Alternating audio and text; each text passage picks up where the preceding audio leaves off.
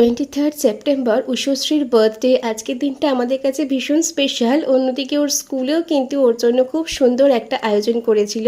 ও কেন সমস্ত বাচ্চাদের জন্মদিন ওনারা খুব সুন্দর করে পালন করে, থ্যাঙ্কস আ লট তার জন্য। তারপরও চলে আসলো বাড়ি, এসেই তো শুরু হলো ওকে চেপে ধরে হলুদ মাখানো, যেটা আমার বাড়ির রিচুয়ালস। তারপরে ছিল স্নান করানো, তারপরে ছিল আশীর্বাদ পর্ব। একে একে বাবা, আমি, শুভ তিনজনে মিলে আশীর্বাদ করলাম।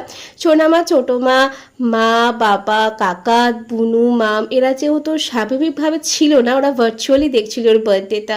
তো প্রথমে ওকে পায়েস খাওয়ানো হলো, আশ্রমের পায়েস ভালোবাসে বলে ওটাই করেছিলাম। আলুর দম, চিলি পনির, মাছের মাথা, মুড়ো ভাজা, আর ছিল 5 রকম ফল।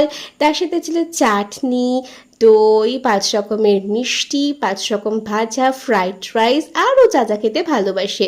ওর কাছে খুব ভালো লেগেছিল। তোমরা আশীর্বাদ করো ও যেন মাংসের মতন মানুষ হয়। বাই।